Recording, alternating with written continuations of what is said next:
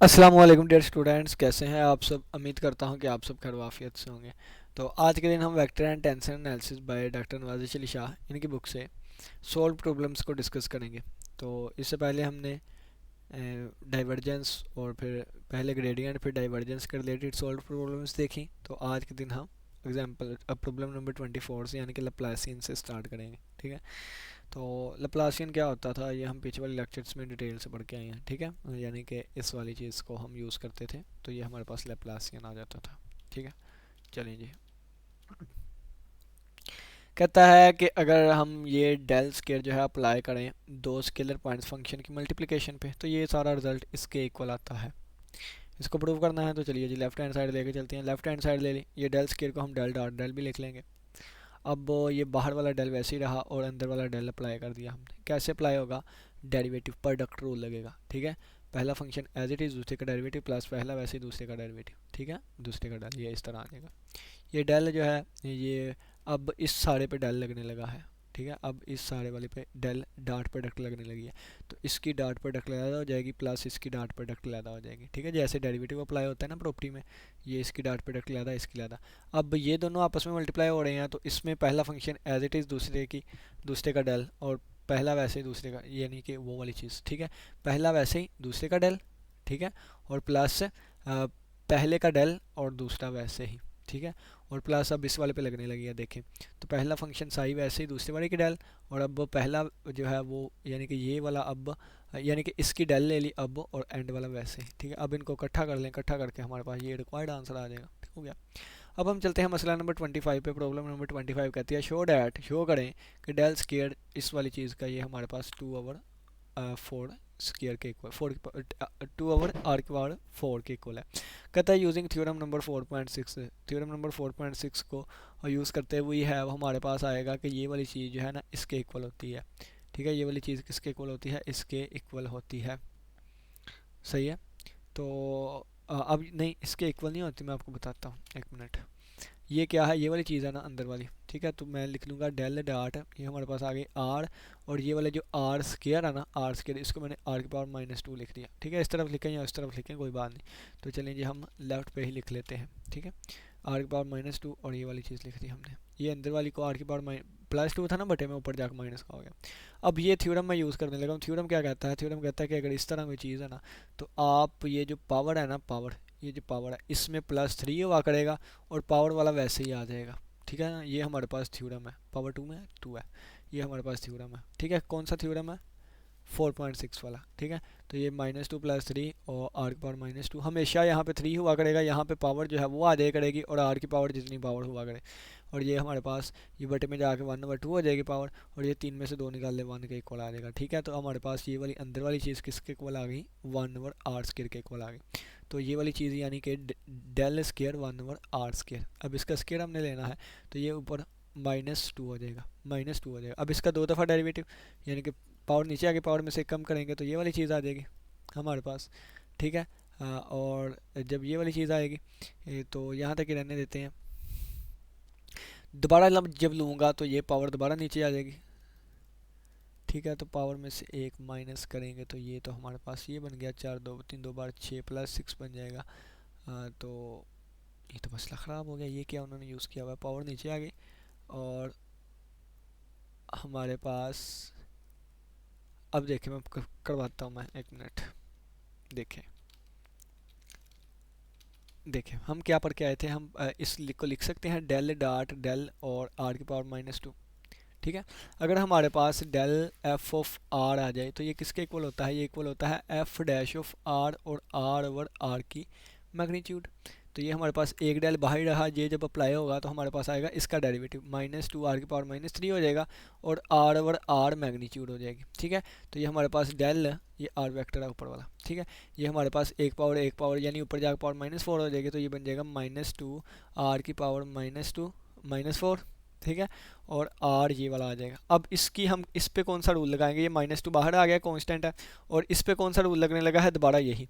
Power कितनी है? -4 है, तो -4 और +3 आ जाएगा, और आगे हमारे पास आर की पावर -4 ही आ जाएगी, यानी कि ये वाला रूल जो ऊपर हमने पढ़ा है ना ये वाला लग जाएगा। तो -2 × -1 और आर की पावर -4, तो ये हमारे पास +2/4 आर की पावर 4 आ जाएगा। ठीक हो, ये भी हमारा प्रूव हो गया हैं। बस अब प्रॉब्लम्स उन कर्ल आ गई हैं, तो मैं लप्लासियन वाला पिछले वाले लेक्चर में ही कर लेता, मुझे पता ही नहीं था इसकी प्रॉब्लम्स। तो चलें जी, कर्ल वाले को ही स्टार्ट कर लेते हैं। कर्ल वाला देखें, कर्ल वाला क्या होता है। कर्ल वाला हमें कहता है कि यार डेल की जब क्रॉस प्रोडक्ट लेंगे किसी वेक्टर पॉइंट फंक्शन के साथ, तो हमारे पास जो रिक्वायर्ड आंसर आएगा वो हमारे पास कर्ल कहलाता है। तो ये डेल की वैल्यू ये आ जाएगी, क्रॉस प्रोडक्ट ए भी वेक्टर आ जाएगा, दो वेक्टर्स की जब हम क्रॉस प्रोडक्ट लेते हैं तो इस तरह डिटर्मिनेंट आ जाता है, जिसमें ये आई जे के आ जाए करेंगे, और यहाँ पे ये पहले वाले वेक्टर के कंपोनेंट्स और यहाँ पे दूसरे वाले के। ठीक है, और इसका डिटर्मिनेंट आया करेगा, और इसका आंसर एक वेक्टर आया करेगा। कहता है अगर ए इसके बराबर है तो फाइंड करें डेल क्रॉस ए वेक्टर। ठीक है, तो चलिए जी, पहले हम इस वाली चीज़ को फाइंड करेंगे। तो आई जे के, अब डेल के जो कंपोनेंट्स हैं ये कर ली और कर लिया एक्स वाई, कर ली और कर ली वाई, कर ली और कर ली जी, और ए वेक्टर के जो है आई वाला क्या है एक्स स्क्वायर वाई, ये हमने आ गया, और जे वाला ये है तो ये वाला आ गया, और के वाला ये है तो ये वाला आ गया। अब इसको कैसे एक्सपेंड करेंगे, तो एक्सपेंड करके दिखाता हूँ मैं आपको। आई इसको इसको छोड़ा, इसको इससे अप्लाई किया और इसको इससे अप्लाई किया, तो ये वाली चीज़ आ गई हमारे पास आई वाली। माइनस अब जे वाला रखूँगा, जब जे के ज़रिए हमने किया जे वाला रखा तो ये छोड़ दिया, इसको इस पे अप्लाई करूँगा और इसको इस पे, तो ये देखे कर लिया और कर लिया। एक्स इसमें कुछ भी नहीं है तो कांस्टेंट का ज़ीरो हो जाएगा, और इसी तरह ये जी के रिस्पेक्ट तो इसमें जी नहीं है, ये भी ज़ीरो हो जाएगा, तो जे वाला उन्होंने लिखा ही नहीं, ज़ीरो हो जाएगा। अब के रिस्पेक्ट करेंगे तो इसको इसको छोड़ दिया और ये इस पे अप्लाई हो जाएगा, ये माइनस ये इस पे अप्लाई हो जाएगा, तो ये आंसर आ जाएगा। ठीक हो गया, अब ये हमारे पास एक वेक्टर ये वाला आ गया है। अब हमने क्या करना है, ये डेल और इसका लेना है, तो पहले हमारे पास आई जे के कंपोनेंट्स आ जाएंगे, और ये इस वाले डेल के जो है वो ये वाले आ जाएंगे, और इस आगे वाले के ये हमारे पास नीचे वाला ये आ जाएगा, वाई ज़ीरो है ना ये वाला। जब इसको एक्सपेंड करेंगे दोबारा उसी तरीके से, तो हमारे पास ये रिक्वायर्ड आंसर आएगा। ठीक है, बस ये भी सोल्व हो गया। मसला नंबर 27, प्रॉब्लम नंबर 27 में कहता है अगर ए इसके इक्वल है, शो डैट शो करें कि डेल क्रॉस ए जो है, डेल क्रॉस ए जो है वो फिर इसके इक्वल होगा। ठीक है, तो चलिए जी करते हैं। ए वेक्टर लेट कर लिया, ये इसके ये ए ऊपर बताया हुआ है, ए इसके इक्वल है, डेल डॉट ए क्या आएगा आई जे के, और डेल के जो हमारे पास आएंगे कर ली और कर ली एक्स, कर ली और कर ली वाई, कर ली और कर ली जी आ जाएगी, और ये ए वेक्टर के हमारे पास आ जाएगी A1 A2 A3।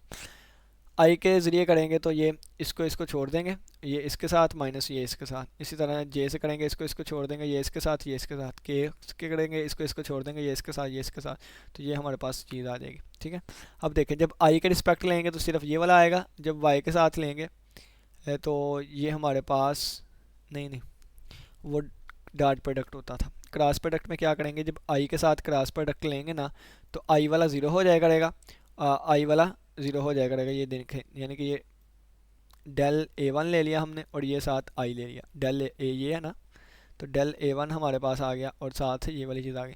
जब ये इसके साथ आएगा तो ज़ीरो हो जाएगा, जब ये इसके साथ आएगा तो ये वाली चीज़ बन जाएगी, जब ये इसके साथ आएगा तो ये वाली चीज़ बन जाएगी। और ये हमारे पास आपको पता है जे क्रॉस आई जो है माइनस के होता है, और के क्रॉस आई, यानी कि ये हमारे पास रिलेशन होता है ना आई जे और के, आई क्रॉस जे के बन जाएगा, जे क्रॉस के हमारे पास आई बन जाता है, और आई के क्रॉस आई जो है ये जे बन जाता है। अगर उल्टे चलेंगे तो फिर वो माइनस में आ जाता होता है। इसी तरह कहता है A2 जे करेंगे जब हम तो ये वाला रिज़ल्ट आएगा, और जब डेल A3 के करेंगे तो ये हमारे पास ये रिज़ल्ट आएगा। कहता है इन तीनों को 1 2 3 इन तीनों को जब हम यहाँ पे पुट करेंगे इस वाले में, तो ये हमारे पास इस वाली चीज़ के इक्वल आ जाएगा, तो ये डेल ए जो है जो कि जो इसके इक्वल आ जाएगा। ठीक है, यानी कि ये देखें ना कि ये वाली चीज़ जो है, ये वाली सारी चीज़ किसके इक्वल आ गई है, ये वाली सारी चीज़ इस वाले के इक्वल आ गई, इस वाले के इक्वल, तो ये वाली सारी जो है कीमत मैंने इसकी जगह पे रख दी। तो जब इसकी जगह पे रख दी तो ये किसके इक्वल था, डेल ए के इक्वल था, तो डेल ए का आंसर इस सारे वाली के आंसर के इक्वल आ गया, यानी कि इस सारे का आंसर ये वाला आया है तो इसके इक्वल आ गया, हैंस हमारा प्रूव हो गया। अब मसला नंबर 28, मसला नंबर 28 में कहता है प्रूव डैट, प्रूव करेंगे ये ज़ीरो वेक्टर के इक्वल है और ये जो है ये भी ज़ीरो वेक्टर के इक्वल है। तो पहले हम इसको फाइंड करेंगे, डेल फाई आप सभी को पता है किसके इक्वल होता है, फिर इस पे फाई अप्लाई करेंगे। ठीक है, तो ये अप्लाई करने के बजाय उन्होंने कहा कि डायरेक्टली हम ना थ्योरम यूज़ कर लेते हैं। थ्योरम क्या यूज़ कर लेते हैं कि हम पीछे एक थ्योरम पढ़ के आए थे कि जब ये वाली इस तरह होना है तो ये फाई बाहर आ जाता है और इन दोनों की क्रॉस प्रोडक्ट हो जाती है। ठीक है, और फिर बाद में क्या होता है, ये इस तरह आ गया। ठीक है, बाद में क्या होता है, ये वाली चीज़ बाहर आ जाती है और क्रॉस प्रोडक्ट ये इसके साथ मिल जाता है। ठीक है, यानी कि मैं यहाँ पे आपको लिख के दिखाता हूँ, यानी कि अगर ये इस तरह क्रॉस में लिखा हो ना, इस तरह। तो फाई जो है वो बाहर आ गया, और यानी कि फाई बाहर आ गया और इन दोनों की क्रॉस प्रोडक्ट आ जाएगी, ठीक है। और प्लस से अब ये वाली चीज़ बाहर आ जाएगी और इन दोनों के ये आ जाएगा हमारे पास, ठीक है ना। ये वाली चीज़, ये देखिए, ये पूरा हो गया हमारे पास। अब ये वाली चीज़ जो है ये ज़ीरो वेक्टर के इक्वल होगी। क्यों? क्योंकि मैंने आपको बताया है कि ये क्रॉस ये, यानी कि ये हमारे पास ग्रेडियंट है, और ग्रेडियंट की अगर हम कर्ल ले तो आंसर ज़ीरो आता है। ये भी हम थ्योरम करके आए थे। तो ग्रेडियंट की कर्ल लिए हमारे पास ज़ीरो आ गया। और ये दोनों सेम है, दो सेम वेक्टर्स हमारे पास आए, दो सेम वेक्टर्स हों, जैसे आर क्रॉस आर लें तो ज़ीरो आता है। क्यों? क्योंकि इनका एंगल ज़ीरो होता है। तो आर क्रॉस आर, यानी कि आर की magnitude sine of angle between them और नॉर्मल वेक्टर, तो हमारे पास इनके दरमियान एंगल जीरो आएगा, साइन जीरो जीरो होता है, ठीक है ना। इसका आंसर जीरो वेक्टर आएगा। तो ये सेम है, तो इनका जीरो वेक्टर आ गया। अब ये भी zero vector plus zero vector, तो आंसर भी जीरो वेक्टर आएगा, ठीक है। अब ये दूसरा हम प्रूव करते हैं। दूसरे में क्या कहता है, ये देखें, डेल क्रॉस, ये हमारे पास चीज़ आ गई सारी में, हमने लेफ्ट हैंड साइड उठा ली है, ठीक है। ये फाई जो है, यानी कि अब इस पे ये अप्लाई करने लगा हूँ, क्या, ये जो ऊपर वाला थ्योरम इस पे अप्लाई किया था ना, ये देखें, ठीक है, ये वाली चीज़। तो ये वाली चीज़ इस पे अप्लाई करने लगा हूँ, तो क्या आएगा हमारे पास, बस यहाँ पे साई यूज़ किया गया है, तो फाइव ऐसे ही, और ये इसके साथ क्रॉस प्रोडक्ट, और प्लस अब ये इसके साथ क्रॉस प्रोडक्ट, और ये वाला बाहर आ जाएगा, यानी कि क्रॉस प्रोडक्ट ये वाला यहाँ तक ओपन हो गया। प्लस बिल्कुल इसी तरह यहाँ पे यही करेंगे, बस साई की जगह फाई है और फाई की जगह साई है, तो यही ओपन हो गया। देखें, फाई की जगह साई है, फाई की जगह पे साई की जगह फाई है, फाई की जगह पे साई है, और साई की जगह पे फाइव है, ये फाइव है, ये चीज़ आ गई, ठीक है ना। इसको तो हम पहले ही हम प्रूव करके आए कि ग्रेडियंट का जो लेंथ वो ज़ीरो होता है, ग्रेडियंट का लेंथ वो ज़ीरो होता है, ये दोनों ज़ीरो हो गए, ठीक है, ज़ीरो वेक्टर। और इसकी अगर हम बात करें तो ये हमारे पास डेल फाई और डेल साई आ गया। और आपको पता है कि ए क्रॉस बी की अगर हम बात करें, ए वेक्टर क्रॉस बी वेक्टर की बात करें, तो ये इक्वल होता है माइनस बी वेक्टर क्रॉस एक वेक्टर। तो ये जब हमने इनकी जगह तब्दील की तो साथ माइनस साइन आ गया, ये इसके साथ कैंसिल हो गया। हमारे पास एट द एंड इसका आंसर एक वेक्टर आना था, क्योंकि हमारे पास क्रॉस प्रोडक्ट का आंसर वेक्टर आता है, तो ये हमारे पास ज़ीरो वेक्टर आ गया। उम्मीद करता हूँ इसकी समझ आई होगी। नेक्स्ट अब हम चलते हैं प्रॉब्लम नंबर 29, यानी कि मसला नंबर 29 पे। कहता है अगर एक कांस्टेंट वेक्टर हो देन साबित करें शो डैट ये वाली चीज़ जीरो के इक्वल है। चलें जी, प्रूव कर लेते हैं। लेफ्ट हैंड साइड ले लें, लेफ्ट हैंड साइड हमने पकड़ ली, ठीक है। अब ये जो है कर्ल हमारे पास एक दफ़ा ये हमारे पास इस पे अप्लाई होगा, और ये वाला ये इस पे अप्लाई हो गया, ये वैसे ही, ठीक है।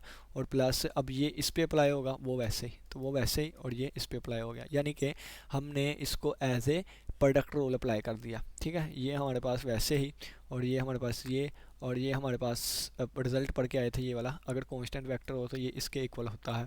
तो इसकी जगह पे ये आ गया ए, और ए क्रॉस ए कितना होगा, ज़ीरो हो जाएगा, तो ये ज़ीरो वेक्टर आ गया, ज़ीरो वेक्टर आ गया। बाकी हमारे पास क्या चीज़ बची, ये वाली चीज़ बची हमारे पास, ठीक है। अब कांस्टेंट वेक्टर है तो डेल क्रॉस ए भी हमारे पास ये ज़ीरो आएगा, ये भी ज़ीरो वेक्टर हो गया, और प्लस ये भी ज़ीरो वेक्टर हो गया, तो zero vector plus zero vector answer आ गया zero vector. That is our required answer equal to right hand side. ये इस वजह से ज़ीरो आया क्योंकि कांस्टेंट वेक्टर है, ठीक है। और ये इस वजह से ज़ीरो आया क्योंकि दो सेम वेक्टर्स हैं, तो दो सेम वेक्टर्स का जो डॉट क्रॉस प्रोडक्ट होता है वो ज़ीरो होता है, क्योंकि उनके दरमियान एंगल ज़ीरो होता है और साइन ज़ीरो ज़ीरो होता है। अब मसला नंबर 30 पे आए। मसला नंबर 30 कहता है कि ए बी सी कॉन्स्टेंट की वैल्यू फाइंड करें अगर वी वेक्टर ये है। इसमें ए बी सी यूज़ हो रहे हैं, ये देखें, ए हो गया यूज़, बी यूज़ हो गया, और सी यूज़ हो गया। कहता है इज़ इरिटेशनल, इज़ इरिटेशनल। पहला पार्ट कहता है कि constant A B C find करें अगर ये इरिटेशनल। दूसरा कहता है show that V can be expressed as the gradient of a scalar function. कहता है ये भी साबित करें, ये शो करें कि वी को हम स्केलर पॉइंट फंक्शन के ग्रेडियंट में लिख सकते हैं, ठीक है। तो इरिटेशनल वेक्टर का मतलब क्या होता है, जब उसका कर्ल ज़ीरो आ जाता है, ठीक है, कर्ल ज़ीरो आए तो इसका मतलब होता है इरिटेशनल वेक्टर होता है जी। आगे मज़ीद देख लेते हैं। डेल डॉट वी हमने लिया, यानी कि ये वी है ना, डेल डॉट वी लेंगे तो ये हमारे पास इसके इक्वल आ गया, ठीक है ना। ये यानी कि आई जे के आ गया, ये पहले डेल है तो डेल के आ गए हमारे पास, ठीक है। और आगे वाला जो वेक्टर है उसके आगे हमारे पास कंपोनेंट्स ये है और ये आ गया हमारे पास, ये आई वाला, ये जे वाला, ये के वाला। इसको एक्सपेंड किया, एक्सपेंड करके जिस तरह भी उन्होंने डेरिवेटिव लिए हैं, तो ये हमारे पास आई के रिस्पेक्ट करेंगे तो ये इसका वाई के रिस्पेक्ट डेरिवेटिव लेंगे तो सिर्फ और सिर्फ सी आएगा, और माइनस इसका जी के रिस्पेक्ट लेंगे तो हमारे पास माइनस वन आएगा, ठीक है। और माइनस माइनस प्लस, क्योंकि डिटर्मिनेंट ले रहे हैं तो माइनस भी आता है साथ फार्मूला में, तो माइनस माइनस प्लस, ठीक है। तो ये आई इसी तरह जे वाला और इसी तरह के वाला, ठीक है। कहता this equal to zero when when 10, यानी कि ये हमारे पास इसका आंसर 0 वेक्टर के इक्वल आएगा ना। क्यों? क्योंकि उन्होंने बता दिया है कि ये इरिटेशनल है। तो जब हम कंपेयर करेंगे तो ये c+1 equal to 0, a-4 is equal to 0 और b-2 इक्वल टू 0। तो b की वैल्यू आ जाएगी 2, a की वैल्यू आ जाएगी 4 और c की वैल्यू -1 आ जाएगी 0 के इक्वल।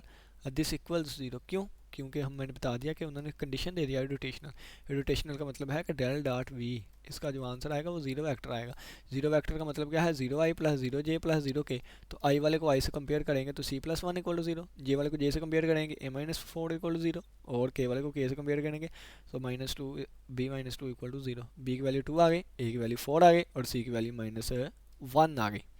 अब आगे देखें, कहता है ये वैल्यूज़ यहाँ पे पुट कर दें।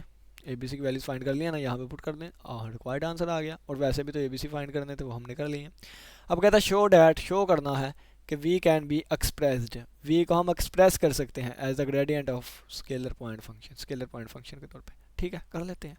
ये हमारे पास वी वेक्टर है। ठीक है, तो ये हमने लिख दिया इसको इस तरह। ठीक है, इसको हमने इस तरह लिख दिया, यानी कि वी वेक्टर हमने कोई भी रैंडम नहीं ले लिया। तो अगर डेल फाई हम लिख दें तो ये इसके इक्वल आ जाएगा। कहते हैं comparing equations 1 and 2 we get, equation number 1 और 2 को कंपेयर किया। ठीक है, इक्वेशन नंबर 1 इसको नाम दिया है, इक्वेशन नंबर 2 इसको नाम दिया है, दोनों को कंपेयर किया तो इसकी वैल्यू क्या आ जाएगी? ये वाली, इसकी वैल्यू आ गई। इसकी वैल्यू क्या आ गई? ये वाली आ गई। और इसकी वैल्यू क्या आ गई? ये वाली आ गई। ठीक है, तो एट द एंड देखें ना कि ये जो आता है कर्ल, ये जो कर्ल आती है हमारे पास, ये एक वेक्टर ही होता है। तो ग्रेडियंट क्या होता है? ग्रेडियंट भी तो एक वेक्टर ही होता है। किसका वेक्टर होता है? यानी कि ग्रेडियंट क्या आता है? स्केलर पॉइंट फंक्शन पर का जो ग्रेडियंट आता है वो भी तो एक वेक्टर आता है और कर्ल भी एक वेक्टर आता है। तो कहते हैं इन दोनों को हम एक दूसरे में एक्सप्रेस कर सकते हैं, ये वाली बात कह रहे हैं वो। ठीक है, तो चलें जी, इन दोनों को हमने कंपेयर किया तो ये तीन हमारे पास इक्वेशंस बन गई। ठीक है, इंटीग्रेटिंग, तीनों को इंटीग्रेट किया, हमें फाई चाहिए था तो ये हमारे पास है एक्स के रिस्पेक्ट करेंगे तो ये एक्स स्क्वायर बाय 2 आ जाएगा और ये 2xy आ जाएगा, 2xy आ जाएगा और ये 4xz आ जाएगा। और प्लस देखें कांस्टेंट ऑफ फंक्शन जो आएगा हमारे पास y और z में आएगा क्योंकि x के रिस्पेक्ट इंटीग्रेशन। इसी तरह अगर ये y के रिस्पेक्ट करेंगे ये x और z में आएगा और अगर z के रिस्पेक्ट करेंगे ये x और y में आएगा। ठीक है, और ये इंटीग्रेशन तीनों की कर ली है। अब कहता है comparison equation 6, 7 and 8, equation number 6, equation number 7 और इक्वेशन नंबर 8 को हमने कंपेयर किया। कहता है shows that there will be a common value of phi की जो कॉमन वैल्यू आ रही है वो चूज, हम उसको चूज़ करेंगे। ठीक है, फाई की जो कॉमन वाली, अब ये देखें ये क्या चीज़ लिखी हुई है, ये एफ ऑफ वाई जी लिखा हुआ है, यानी कि ये फंक्शन ऑफ वाई जी होगा। कॉमन वैल्यू कौन सी आ रही है? वाई और जी, वाई और जी में कौन कौन सी चीज़ कॉमन आ रही है? वाई और जी, वाई और जी, वाई और जी, वाई और जी में, तो वाई और जी, ये वाला वाई में आ गया। ठीक है, और जी वाला देखें अगर आप तो ये वाला जी में आ जाएगा। तो ले जी, ये फंक्शन बन गया हमारा। कहता है जी ऑफ एक्स जी, एक्स वाला और जी वाला, तो एक्स वाला एक्स वाला एक्स वाला, ये एक्स वाला आ गया और कौन सा? जी वाला, जी वाला ये। ठीक है, ये देख लिखा हुआ एच एफ एक्स वाई आ गया, एच एफ एक्स वाई। अब एक्स और वाई में एक्स वाला ये है और वाई वाला ये वाला। ठीक है, ये वाली चीज़ आ गई। अब कहता है इन तीनों इक्वेशंस की मदद से हमारे पास फाई जो बनेगा कॉमनली तौर पे, यानी कि जिसमें ये सारे फंक्शंस वगैरह भी हो गए, इन तीनों इक्वेशन से जो हमारे पास फाई बनेगा वो क्या बनेगा? एक्स स्क्र ओवर 2, ये वाली चीज़, और ये हमारे पास -3y² और ये वाली चीज़ बन जाएगी और प्लस जी स्क्र, ये हमारे पास जी स्क्र आ गई। यानी कि ये तीनों टर्म्स जो हैं यहाँ पे ऊपर जो यूज़ हो रही थी वो यहाँ पे यूज़ हो गई हैं। बाकी क्या बचा? +2xy प्लस 4xz और -xy, यानी कि इन तीनों की मदद से ये वाली चीज़ बन गई और प्लस से कॉन्स्टेंट। ठीक है, ये तीनों, ये हमारे पास y आ गया, that is our required answer. अब वो मसला नंबर 31 में कहता है कितने, बस थोड़े से ही हैं, उसके बाद आइडेंटिटीज़ पे आ जाएंगे। मसला नंबर 31, मसला नंबर 31 में कहता है कि शो डैट, शो करें कि वी जो है इज़ इरिटेशनल, यानी कि ये जो है इज़ इरिटेशनल है। फाइंड फाई, फाई को हमने फाइंड करना है सच डैट, ये वाली चीज़ है, एंड सच डैट ये वाली चीज़ है where A is greater than 0। कहता है vector V is called irrotational, एक वेक्टर वी को इरिटेशनल कहेंगे अगर इनकी क्रॉस प्रोडक्ट 0 के इक्वल होती है, अदरवाइज़ ये इरिटेशनल होता है। ये ऊपर मैं आपको बता के आया हूँ। ठीक है, कि ये हमारे पास अगर 0 होगा तो ये इरिटेशनल होगा और अगर रोटेशनल है तो ये कभी भी 0 के इक्वल नहीं हो सकता। कहता del cross V, del cross V किसे, ये हमें ये वाली चीज़ वी ये दिया गया है ना, तो डेल क्रॉस वी का मतलब डेल क्रॉस ये वाली चीज़ आ जाएगी, वी की जगह पे ये दिया गया है। ठीक है, अब हमने साबित क्या करना है कि इसका आंसर 0 आएगा, इसका आंसर क्या आएगा? 0 आएगा। अब देखें जी, इसको कर लें ओपन, ये हमारे पास आ जाएगा, यानी कि ये उन्होंने आर की पावर -2 और आर यानी पावर ऊपर जाकर माइनस की होगी। अब ये हमारे पास क्या बनेगा? तो इसका आंसर 0 आएगा। कैसे आएगा तो ये हम देख लेते हैं। तो -2 और ये हमारे पास आ जाएगा -2 और -2 + 3 और ये नहीं। हम यहाँ पे ना थ्योरम यूज़ करेंगे, थ्योरम अब ढूंढना पड़ना है आर और आर डैश। अब एफ ऑफ आर और आगे आर आता हो, एफ ऑफ आर और आगे आर आता हो, जाके थ्योरम ढूंढते हैं हम। ये देखें, ये तो डॉट प्रोडक्ट में है ना, क्रॉस में जाके ढूंढते हैं।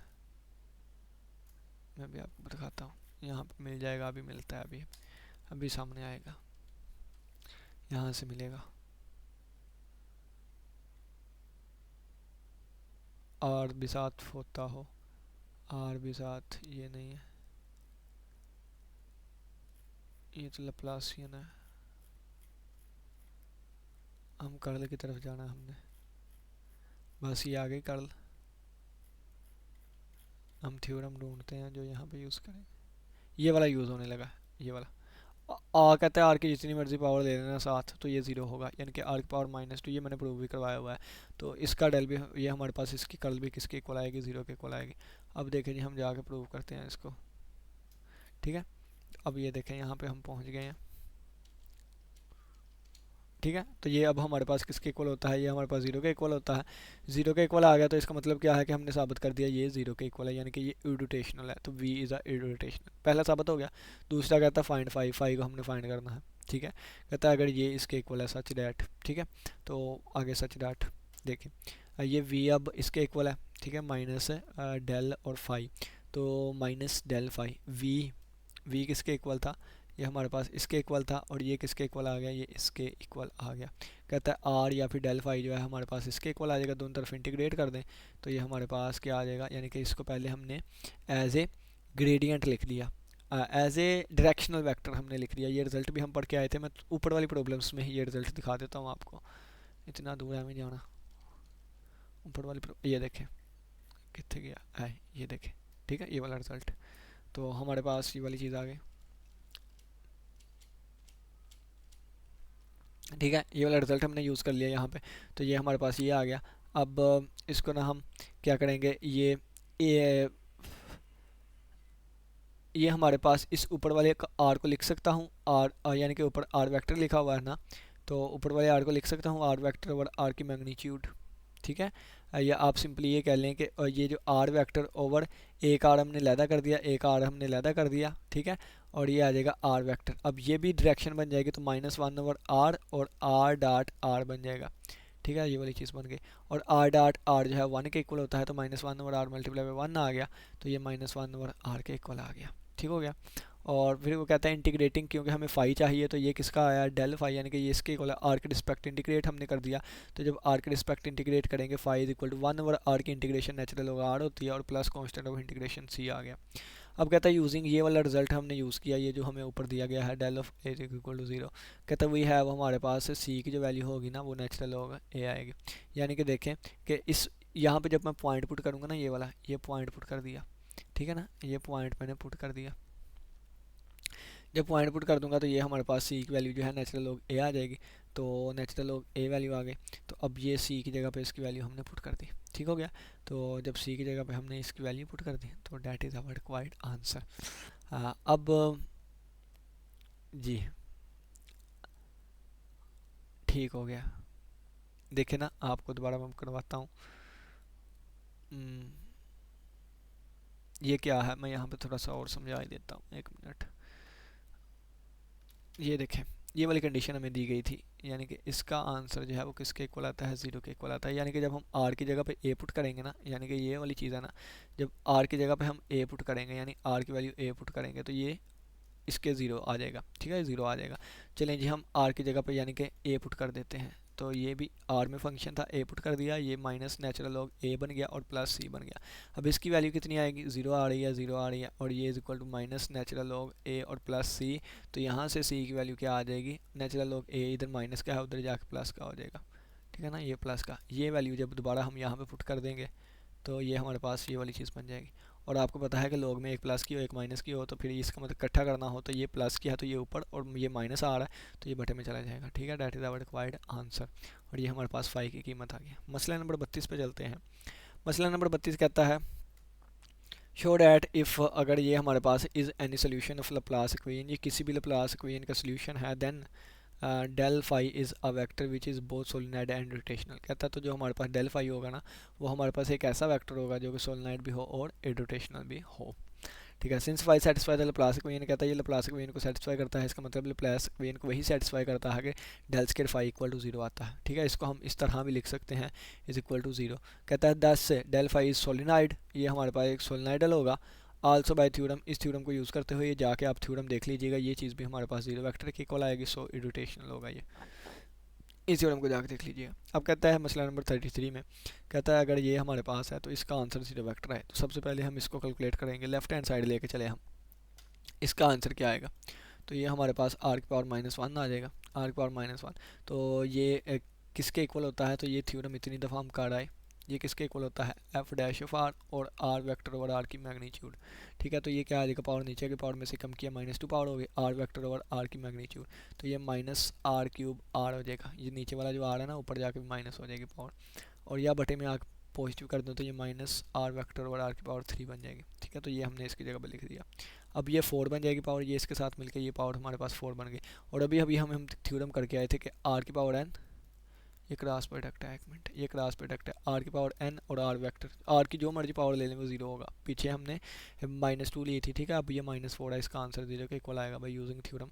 तो ये हमारा प्रूव हो गया। ठीक है, मसला नंबर 34 में कहता है प्रूव डैट, प्रूव करेंगे ये जो है -2 a के इक्वल है और ये जो है वो जीरो के इक्वल है। कर देते हैं प्रूव। सबसे पहले देखें कि हमने ए जो है वो लेट कर लिया a1 i, ठीक है, तो ए डेल किसके इक्वल आएगा, पहले ए वेक्टर्स फिर डेल वाले। ठीक है, तो जब हम इसको एक्सपेंड करेंगे आई के ज़रिए तो ये आ गया पहली रो के ज़रिए, फिर जे के ज़रिए ये आ गया, के ज़रिए ये आ गया, ये करना आता है आपको एक्सपेंड। ठीक है, कहता है अब आर ये पूरा वेक्टर आ गया है ना। अब अगर हमने क्या लेना है, अब अगर हमने इसका इसके साथ लेना है, यानी कि इस वाली चीज़ का क्रॉस इसके साथ, तो पहले आई जे के, फिर इस वाले वेक्टर्स के कंपोनेंट, ये आई वाला ये वाला आ गया, जे वाला ये वाला आ गया, के वाला ये वाला आ गया। ठीक है, ये वाला आ गया, ये सेकंड वाले। और कहता है अब इसके, तो ये एक्स वाई जे इसके आगे। ठीक है ना, अब इसको आई जे के ज़रिए एक्सपेंड करेंगे तो यही वो चीज़, यानी कि पहली रो से एक्सपेंड करेंगे ये वाली चीज़ बन जाएगी हमारे पास। ठीक है ना, ये वाली चीज़ बनेगी तो इसको एट द एंड हमारे पास -2a बन जाएगा, यानी कि वो हमारे पास -2 कॉमन ले लेंगे तो एट द एंड हमारे पास a बन जाएगा। नेक्स्ट चलते हैं, कहता है नेक्स्ट हमारे पास ये वाली चीज़ है, तो इसमें क्या कहता है, पहले इसको फाइंड करना है, इसको फाइंड हम कर चुके हैं, नहीं हाँ ये इसको फाइंड हम कर चुके हैं, ये देखें। ठीक है, और इसका हम x के साथ डॉट प्रोडक्ट लेंगे, तो इसका जब हम x के साथ डॉट प्रोडक्ट लेंगे, ये क्या कहता है, a del del b is equal to B. हाँ वैसे हमने ये भी एक थ्योरम पढ़ा था कि a क्रॉस डेल जो है ये डॉट b जो होगा ये इक्वल होगा हमारे पास, a बाहर निकाल लें ऑल और ये इसके साथ मल्टीप्लाई कर दें। ठीक है ना, ये थ्योरम भी हम करके आए थे। कहता है अगर इसकी जगह पे आर रख दूँ, बी की जगह पे आर, यानी कि यहाँ पे आर आ गया, यहाँ पे आर आ जाएगा।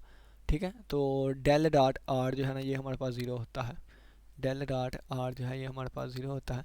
तो ये हमारे पास ज़ीरो वेक्टर मल्टीप्लाई बाई ए, तो आंसर आ जाएगा ज़ीरो। ठीक है ना, ज़ीरो ज़ीरो वेक्टर आ गया, तो ए वेक्टर डॉट ज़ीरो वेक्टर, तो डॉट प्रोडक्ट का आंसर स्केलर आता है तो वो ज़ीरो आ जाएगा। ठीक है, तो that is the required answer. उम्मीद करता हूँ कि लेक्चर की समझ आएगी, किसी बच्चे का कोई भी क्वेश्चन वो लाजमी पूछिएगा। नेक्स्ट प्रॉब्लम्स हमारे पास आएंगे, प्रॉब्लम्स और वेक्टर्स आइडेंटिटी। किसी बच्चे का कोई भी क्वेश्चन वो लाजमी पूछिएगा। इसी के साथ इजाज़त दीजिए, अपना बहुत सा ख्याल रखिएगा। अल्लाह हाफिज़, अल्लाह निगहबान।